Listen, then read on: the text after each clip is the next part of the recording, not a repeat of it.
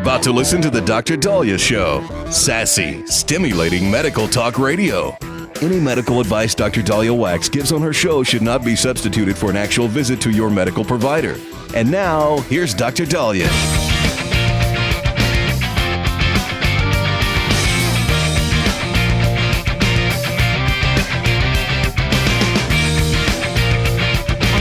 We're back on the Dr. Daliah Show. Thank you all for tuning in. 1-877 Dr. Daliah, 1-877 DOCDALI. So many of us are aware of the crash that occurred, I believe, at about 8:48 p.m. local time, Washington, D.C., that happened between an American Airlines commuter plane and a Black Hawk Army aircraft. This happened as the American Airlines flight coming from Wichita to Reagan National was on descent, and it appeared that the Black Hawk helicopter in the video footage ran into there was a collision, a midair collision. There were 60 people on board the American Airlines flight who were passengers, 4 crew members, so 64 total. There were 3 individuals from the military on the Black Hawk helicopter. It is presumed that all 67 individuals have died. That still has not been officially confirmed, but the midair collision occurred last night. The plane broke up into fragments, fell into the Potomac, as well as the Black Hawk, I believe, had inverted and was found bobbing upside down in 34-degree temperature of the Potomac River. And with those freezing temperatures, as you know, hypothermia, we've spoken about this, can set in within minutes, very, very quickly. And individuals could die just from hypothermia alone. Let's say they're getting air. Let's say they've been able to reach the surface and been able to breathe and be found. Hypothermia can still set in. Currently, we're being told that 28 bodies have been pulled from the Potomac River. They are still working to find everybody that tragically was affected by last night's mid-air collision. There's a lot of speculation. When news first broke, there was a lot of confusion going on. You started to see a lot of conspiracy theories. You know, how does a Black Hawk, accidentally run in? The theories are just all over the place. On some of the passengers included on this plane were people who had gone to, I believe, a training camp for the U.S. figure skating championship. In addition to some of the victims, the Skating Club of Boston named 6 victims, including Evgenia Shishkova and Vadim Naumov. For those of you who watched the Olympics, the 1994 Olympics with Nancy Kerrigan and the Lillehammer Olympics in 1994, I believe they were finalists and medalists in that 1994 pairs figure skating, and they're the 1994 world champs of pairs. Sadly, they lost their lives reportedly in this flight. So the big question is what happened? How did this happen? We've spoken a lot about the air traffic controller job. It is not easy. I couldn't do that job. I look at FlightAware and I start getting a little nervous seeing all these planes going, how they can ensure that a plane is landing and not hitting somebody else and et cetera. My husband is a pilot, and he was on descent to land at an airport, and he had seen a plane. It was broad daylight. And when the air traffic controller told him to land on a specific runway, he had said, "But there's another plane." And then the air traffic controller corrected themselves. But when it's daylight, you can use visual a lot of times. At nighttime, especially with all the lights, they're saying that with emitting from D.C. as well as the airport and all the other planes, it could have been a little difficult for the pilot on either side to see. The military operation was a training flight. It doesn't necessarily imply somebody was being trained to fly.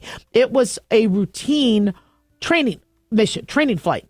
And in D.C., there's military doing training flights all the time. So there's a process and a protocol in terms of altitude, in terms of wear. And so this shouldn't have happened. A mistake was made. And Pete Hegseth agrees. He is now the new defense secretary. He said that the Wednesday night mid-air collision between a passenger plane and the military helicopter took place while the helicopter was conducting a routine training mission, but a mistake was made during the training. He said, no excuses. We're going to get to the bottom of this. So we don't really have a lot of details on what happened. Instrument training is something pilots do if they can't use visual. But when you are on descent and I took some flying lessons. I am by no means a pilot at all. But and I will not call myself a pilot, but I took some flying lessons. And when you are managing the gear and you're managing your speed and you're trying to make sure you are balancing as you are landing that plane on the runway, you're not expecting a military Black Hawk to be in the way or coming at you. So with altitude issues and this could have been prevented. We just aren't sure why this happened. President Trump just recently made his remarks. He vowed to ensure that whoever is working, and this might not have been air traffic control at all. This could have been, as Pete Hegseth suggested, that a mistake was made. What mistake was made? Was it on the military helicopter? Was it the American Airlines pilots? The American Airlines is blaming the military helicopter because American Airlines was on descent. I believe working through PSA. I remember the PSA commercials. Catch your smile, that super smile, PSA. I didn't know PSA was still operating, but apparently they are operating some of these shorter or smaller flights. But American Airlines had, I believe their CEO had suggested that it wasn't their fault. So what happened? President Trump had alluded to he wants to ensure that whoever is an air traffic controller or in our military is the best of the best, not hindered by a issue or a medical issue that could possibly prevent them psychologically from working. There's going to be a lot of discussion on President Trump's remarks and DEI. As of now, we do not know what the cause is. As soon as we do, I will let you know. 1-877-Daliah. Don't go away.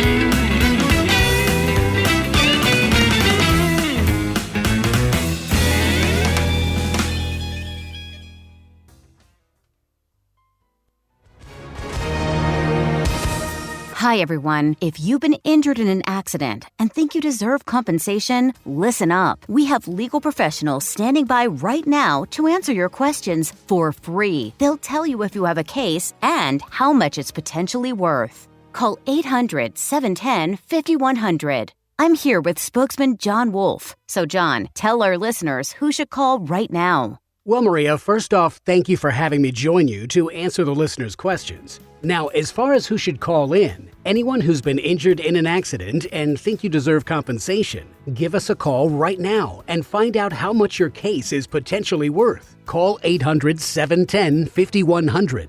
Thanks, John. You heard it, folks. If you think you deserve compensation, call now to find out how much you qualify for. 800-710-5100. Advertisement sponsored by Legal Help Center. May not be available in all states. At Hotshot Secret, we share the science behind common diesel problems. For example, diesel fuel cetane levels. The cetane rating in diesel fuel is 42 to 45. Most diesel engines operate more efficiently with a cetane rating of 48 to 50. One treatment of Hotshot Secret Diesel Extreme will raise your cetane 7 points, increase fuel economy, and improve cold starts. Hotshot Secret Diesel Extreme is available nationwide at truck stops, fine farm and auto stores, and online at hotshotsecret.com. Hotshot Secret, powered by science. In a study, it was found that 33% of 44 herbal supplements had no trace of the advertised herb. Don't let that happen to you. Hi, this is Dr. Mitch. If you want to ensure quality, please go to totalwellness.com. Supplements made for physicians only now available to you too. totalwellness.com, helping you to look good, feel good, and enjoy total wellness.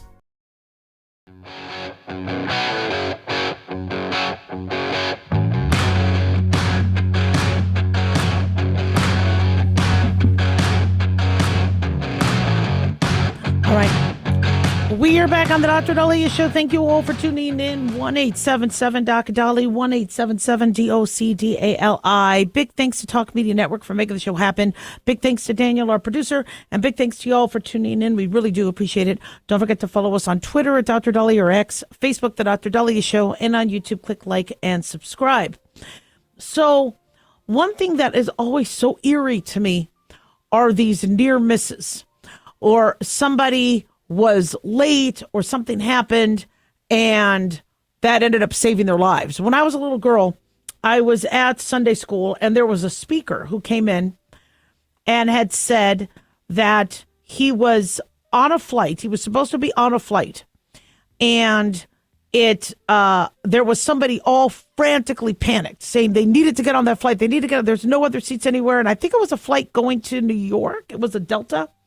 And I think they were speaking to us in the 80s, and I believe this was an incident that had happened years prior. And he saw how frantic this woman was and said, look, if you want my seat, you can have my seat. I'll trade, we'll do whatever. And that was, at a time when airlines could do that, where you could switch seats and not necessarily have all the bureaucracy that you do now. Because the manifest has to be exact. There can't be switchies. There's a process of protocol because of all the terror attacks. So, but this was at a time, I think it might have been in the 70s for him, when he could give up his seat and exchange tickets and get that sorted out. So he gives somebody else his seat on that plane. That plane ends up being the one that crashed. I believe it was a Delta Airlines that crashed in New York. I don't remember the exact circumstances, but he had said, sometime to him, that's how, that maybe God wanted to save his life. It was tragic that those other individuals lost their lives. And he said, but that's how he believed in God, because God didn't want him to get on that flight, and it ended up crashing. And then during September 11th, there was a gentleman who got interviewed the next day on September 12th by the news, I think it was CNN, saying he was late to work that day and he was worried he was going to get fired. And somehow he either overslept or something, and he was in, I believe, the sanitation department of that building. That was his job. And he woke up late, something happened, got to work late. And because he got to work late, he ended up living. We're being told that somebody survived yesterday's flight because of their dog. Daily Mail is reporting this story. A young American figure skater, John Maravilla, told the Daily Beast he was expecting to board a flight on Delta Airlines bound to Atlanta. Oh, okay. Looks like there's a correction. Okay, so there was a story. I apologize. Looks like they're corrected. There was a story that he was not allowed on that plane because he had a dog, and the dog was too big. But he just came out and said, actually, no, he wasn't on that flight. He was supposed to be on a flight bound to Atlanta, and had tweeted, that he was driving home. Or yeah, okay. So there is a correction on that, and I think the media is trying to fix that. But it still stands. We always hear these stories where some shooting or something that would have happened that would have been doomed. Something else prevented the person from being a part of that. And how does that happen? And who gets to have that luck when others end up dying? I'm religious. I to a degree, I believe in God, and that always makes me wonder, how does this happen? We want to grow up being told, like we are with kids, that bad things happen to bad people, good things happen to good people, so be good. Don't do bad things. Because if you do bad things like crime or get involved in a gang that does bad things, you could get hurt and shot. So as long as you do good things are going to happen to you. When you see things like this, it just rattles your faith. Of course it does. You have innocent souls that suffer a horrific, tragic, horrible end to their lives. And, one, how do you cope with that? And two, how do you look for the signs? Now, I told my kids, if ever there's something that just doesn't seem to work out for you, you want to give everything full effort, but don't beat a dead horse, figuratively. There might be a reason for that. And so an example I give them was, when I was in training in medical school, I wanted to stay in Reno and do all my third-year rotations in Reno. And the school would send you down to Vegas for part of your training because Las Vegas had so much, so many more people and so much more pathology that you would do a lot of your surgery training and other training in Las Vegas. But because I really liked living in Reno at the time, I wanted to do the 11 of 12 months of my training for third year in Reno. And so we had to do a lottery. We had to put in our requests. And some students got everything they wanted. Some students got most of what they wanted. And I was the only student in the class that didn't get anything I wanted. Every single month and every single location was not what I asked for. And I was going to be in Vegas for the majority of the year when I had, plans to stay in Reno. I had a boyfriend, all that. And I remember I actually started crying. And I wasn't crying because I was sad. I was crying because I had no control over the situation. And I didn't understand why. But I took it like a woman. I took it like a man. I took it and that's what I was going to do. Well, it ends up, I was eventually going to date my husband, end up having him, the kids, etc. And Las Vegas ended up being perfect for me. I didn't see it at the time. And I go, that's not of the same severity as a plane crash, but sometimes you just have to stop and go, why isn't this working? In Judaism, there's a term called beshert, where it's meant to be. There's also a Yiddish saying, which is also a German saying, and it's a very common saying, man denks, God links, or man works, God laughs. It's a very famous saying. I don't know if it originated with the Yiddish culture or not, but, you might, God has a plan sometimes. Maybe not for all of us, maybe for some of us. And so if you feel like, in fact, I was flying up to Reno to go to Lake Tahoe for this conference. And my friend and some of the other people were supposed to be on my plane. And just anything that could go wrong went wrong. The airport was very, very busy, long lines, just never happened like this. And I told the flight attendants, look, my friend is supposed to be on this flight. What could we do? He's at the gate. He could see me from the gate. Why can't we let him on? They wanted to let him on. And just the way things happened, it just didn't happen. And he and I both had the same thought that maybe it wasn't his destiny to be on that plane. So then I'm thinking to myself, well, man, maybe this plane shouldn't take off then if it was, but thank God I landed okay.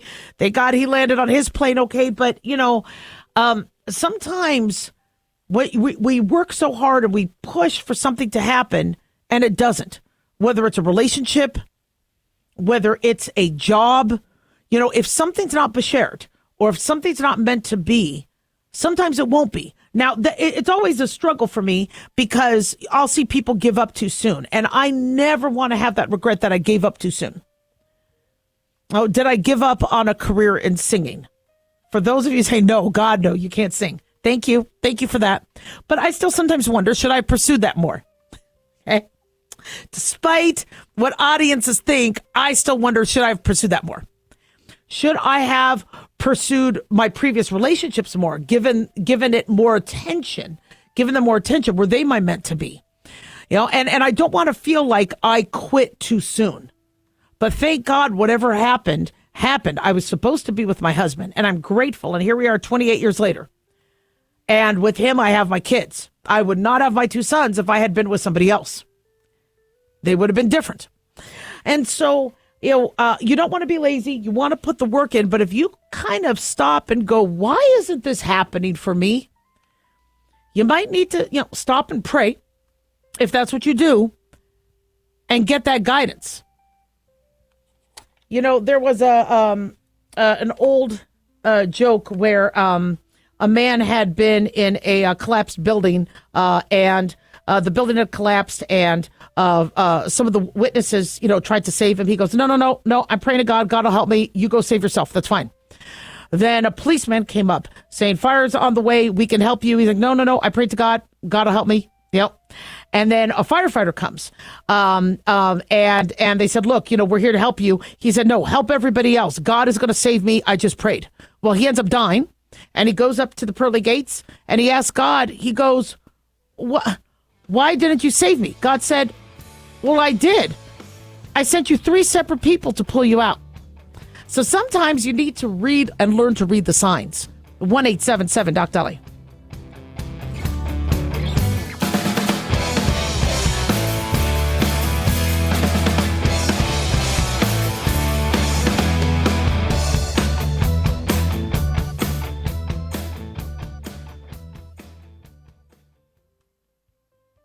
Let's see, if something costs less, but people are happier with it, that sounds like something to look into, and that's MediShare. Maybe you've heard switching to MediShare to pay for healthcare can save the typical family $500 a month, and that's huge, but it's also true that people are way more satisfied after making the switch, too. The customer satisfaction rate for MediShare is double that of the typical health insurance plan. Double. MediShare works. It's been around for more than a quarter century, and members have shared more than $3 billion of each other's bills. People love having telehealth and a huge nationwide PPO network. So, yeah, you can save a ton and like it better. Imagine being happy with how you're taking care of your health care. So if you're self-employed or part of the gig economy, or you just want a plan you're happy with, you can call right now and get a price within 2 minutes. A very, very smart use of 2 minutes. Here's the number you need. 855-SHARE-40. That's 855-SHARE-40. 855-SHARE-40.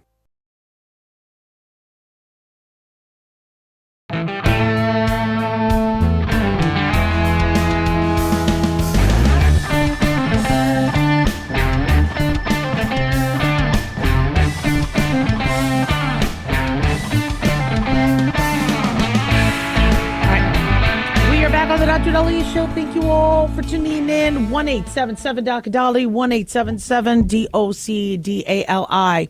So from what we understand, we have some new data on these Ozempic, Wegovy, Mounjaro, Zepbound weight loss drugs. And a very, very large study has been done looking at some of the benefits and the risks. So I want to update you on those. We are learning more and more about these drugs and what they could do for individuals. Even though they've been on the market, Ozempic has been on the market for a while and used by people with diabetes. But now that we have diabetics or people who do not have necessarily diabetes use these medications for weight loss, there's been a lot of concern if these things are safe and should they be recommended, should they be urged and embraced. And based on a lot of the new studies coming out showing, reduced heart risk, reducing dementia, a reduction in sleep apnea, a reduction in Alzheimer's, a reduction in addiction and addictive disorders, a reduction in alcohol use, drug use, even seizures, it starts to make a lot of doctors go, oh, this is pretty good. However, many patients have told me their doctor refuses to write them. They will not write them. They are concerned about their risks. So a subset of them, I think, might also because it's a pain in the butt to get insurance to approve it. And there's a lot of doctors out there that don't have the time or the staff to get prior auth.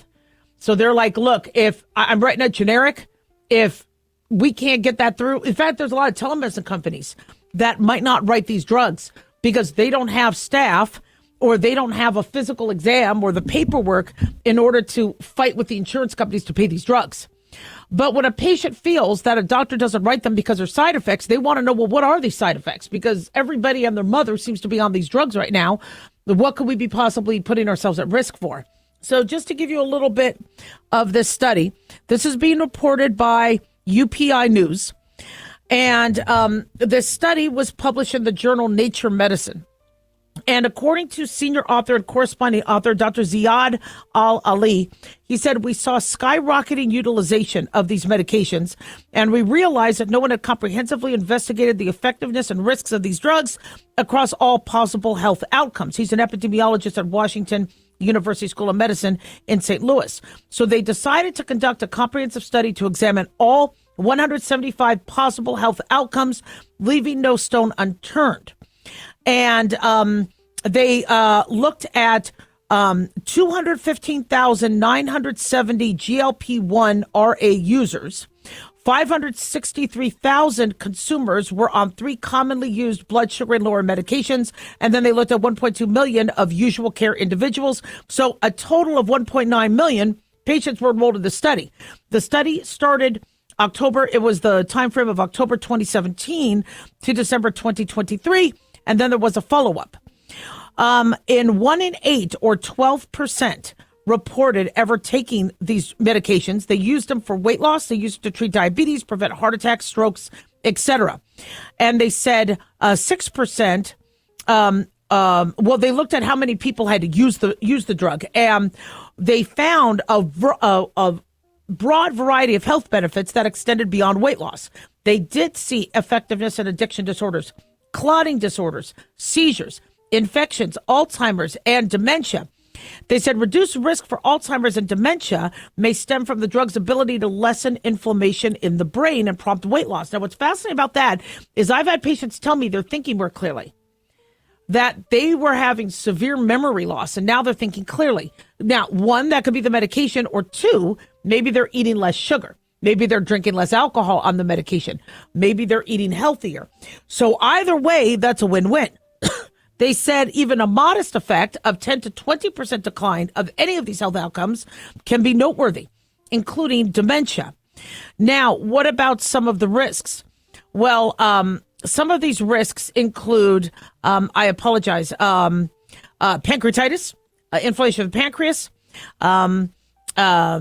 also ileus, inability to, let's say, pass your food. There's been also some concern about the kidneys and the kidney tubules, inflammation between the kidney tubules. So we do monitor your kidneys. We're supposed to.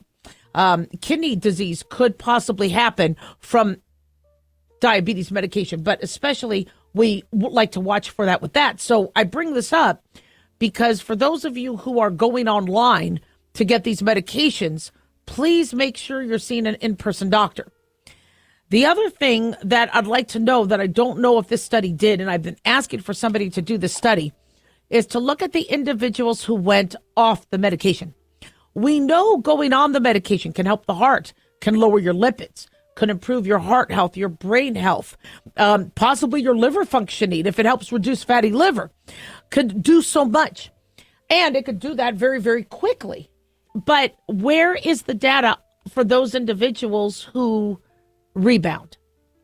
I need to know, and I think we all need to know, the public needs to know, if you can't get that medication, if you can't afford that medication, if you can't tolerate that medication because you're having severe side effects, what is your risk when you rebound?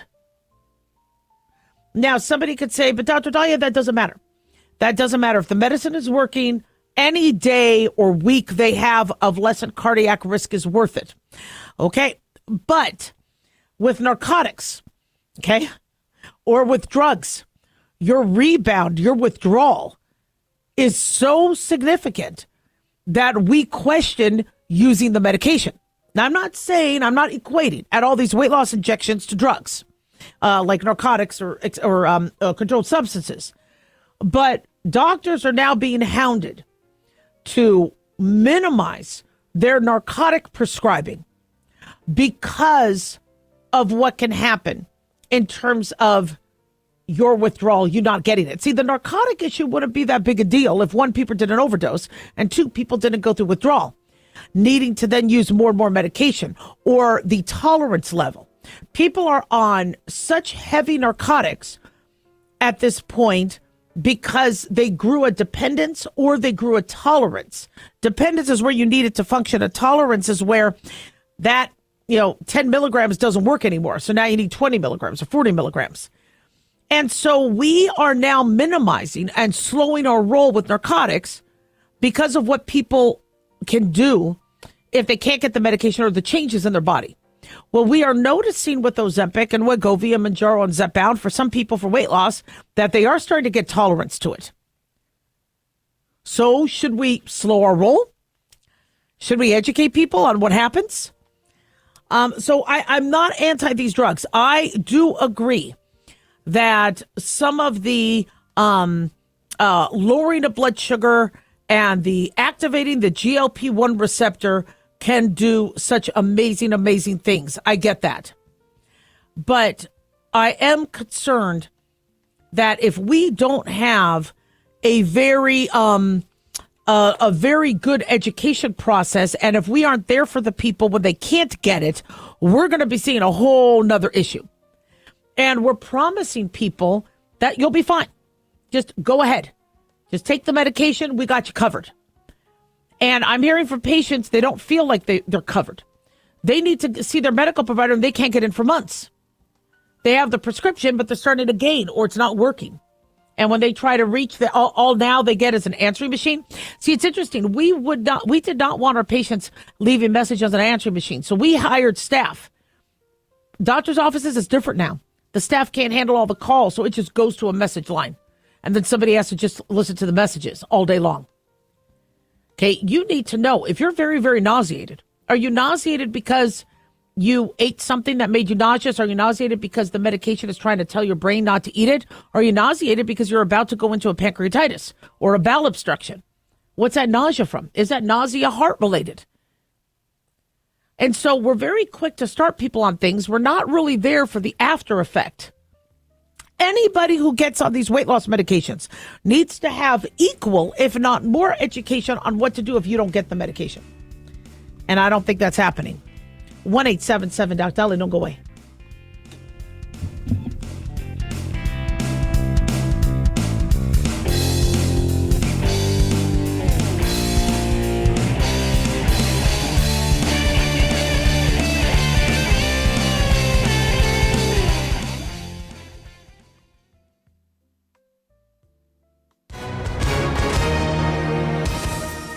Hi, everyone. If you've been injured in an accident and think you deserve compensation, listen up.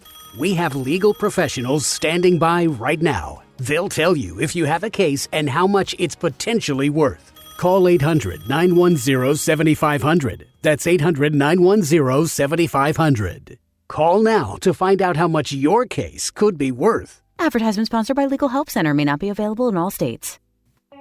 In a study, it was found that 33% of 44 herbal supplements had no trace of the advertised herb. Don't let that happen to you. Hi, this is Dr. Mitch. If you want to ensure quality, please go to totalwellness.com. Supplements made for physicians only now available to you too. Totalwellness.com, helping you to look good, feel good, and enjoy total wellness. Self-reliance. It's not a phrase we hear much in our culture these days. It might conjure up images of pioneers, the West, rifles, strapping men, and strong women. But what does it mean for us in today's world? The New American Magazine has just released its latest collector's edition, Self-Reliance, Foundation of Freedom. In it, the New American authors outline the necessity of self-reliance for a free people, tips for self-reliant living, and the importance of not giving up hope. This unique edition includes articles on the self-sufficiency of the founders, preparing for a worst-case scenario, firearms, financial self-reliance, the importance of community, and many other topics by expert writers. Now, for a limited time, the New American is offering a bundle of 3 collector's editions, Self-Reliance, The Great Reset, and Trump World, for just $19.95. Available at shopjbs.org. Visit shopjbs.org today.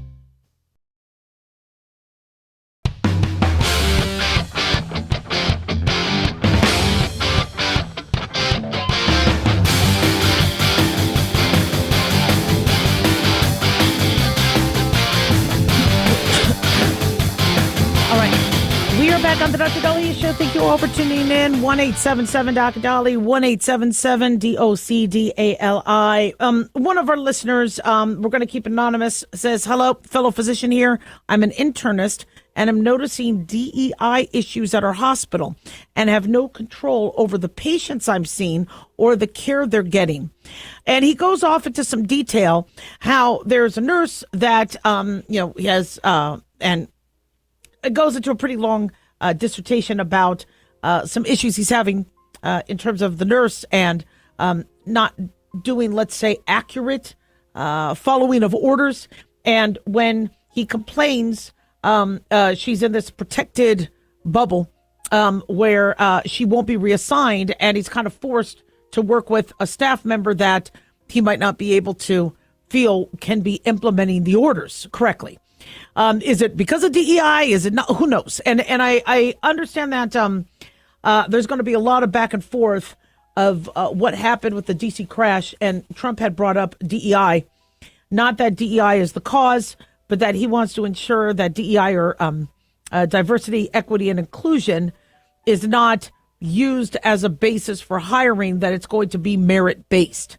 And this is something that I think a lot of people are kind of questioning. How did we get here, and why are we here? And why? I think DEI has now taken a turn where it now has a negative stereotype when it intentionally wasn't supposed to. But for example, all right, Kamala Harris, Biden had said he's going to pick a woman to be his vice president, which means out of all the applicants, he is going to have to filter it down to force himself, commit himself to only looking at those who are female. Well, once he said that, it already took away some of the some of the merit you get then when you become vice president. You're being chosen as vice president because you earned it. I mean, you are the best of the best, and you are going to be that commander-in-chief's right-hand person. Whether you're female, whether you're male, whether you're white, black, Chinese, Hispanic, you are their vice. But once Biden said, okay, you know what, we're going to have to choose a female. Well, now when people looked at Kamala Harris, they looked at her as a DEI hire. And then when Kamala Harris didn't do that good a job, and I gave her the benefit of the doubt originally. I gave her the benefit of the doubt going, look, I understand a president will not let you outshine them. I understand, if you made me border czar, I would have that second gotten on a plane, gone to the border, said, what do you need? All right, take it back to Washington and let everybody know this is what needs to be done. Let's do it. I get probably Biden would not have let her done that. But I think a lot of us got the feeling she probably wouldn't have done that anyway. And so you look then at Kamala Harris as a DEI hire, which she might not have been, but Biden announces he's going to pick a woman. And so now people look at, well, if that's what happens when you commit yourself to only picking a woman, looks like that sort of decision making will bite you in the butt. And then it starts to hurt us women who are like, but no, I'm here not because there was a program or a mandate under DEI. I got here because and nobody believes you. There was a, I don't know if he was corporal, black gentleman who was hired to teach DEI, and I don't think he wanted to do it. I gotta look up his story, because he's like, I'm not here because of DEI. I'm here because, I earned it. And DEI suggests that, you hear the rumors that the stereotypes didn't earn it, but DEI suggests that we are not having enough diversity. So we need to choose you based on your diversity. If you're diverse, we're going to give you an opportunity.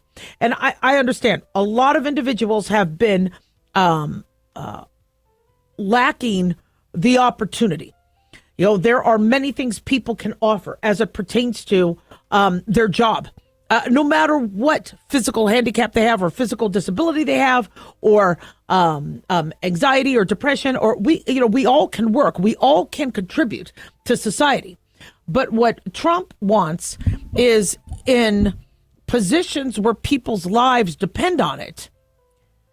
And now most positions that everybody who's getting the job is getting it because they have the merit and they have the ability to do that job.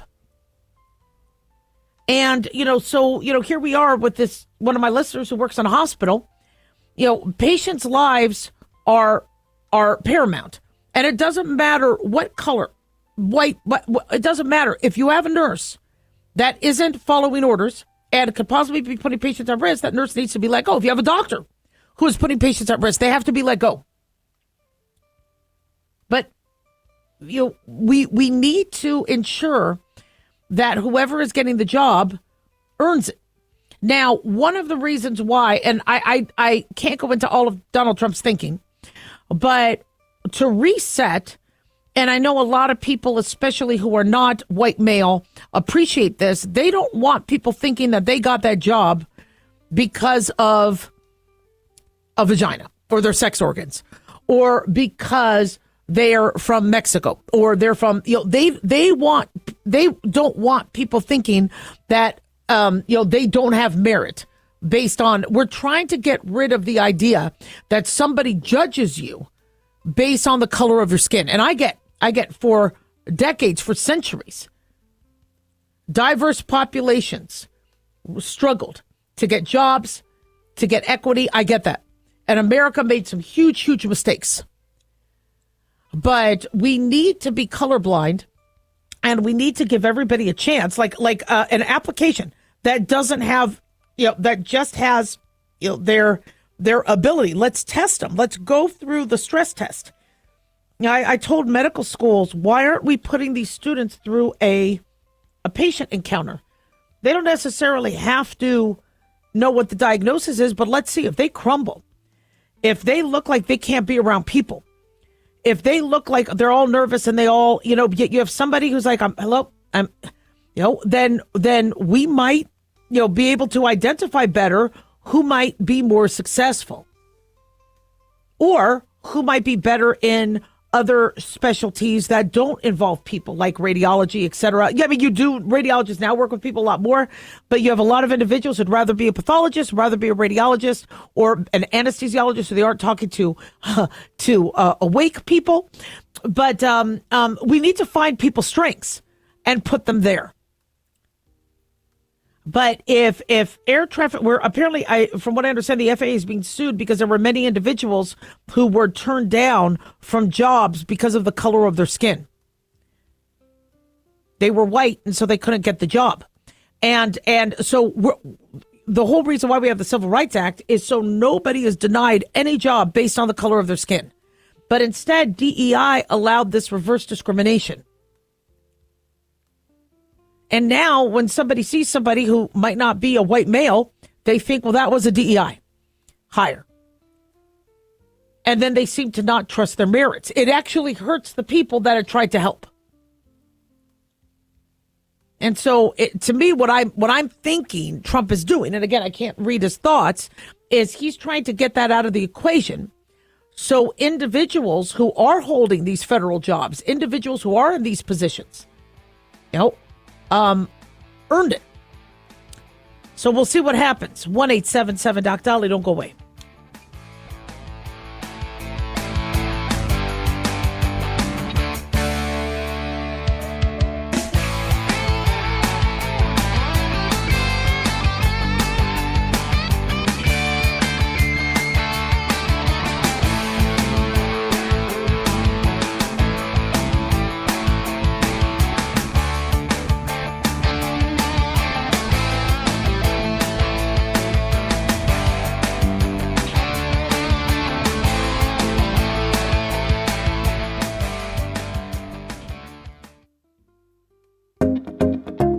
Did you know that healthy arteries make a gas? Yes, actually 3 known gases. Hi, I'm Dr. Mitch, and nitric oxide is a gas that's readily made all day long to keep our arteries open by relaxing the blood vessel walls. By doing this, our circulation is increased, bringing blood, oxygen, and nutrients to every part of your body. Both age and poor diet can lead to a loss of this precious gas, and in turn, blood pressure can go up, energy can go down, and you can get tingling in your hands and feet. Well, our product, Ultimate Nitric Oxide, can easily help fix this lack of nitric oxide. Go to TotalWellness.com. That's TotalWellness.com, where we are helping you to look good, feel good, and enjoy total wellness.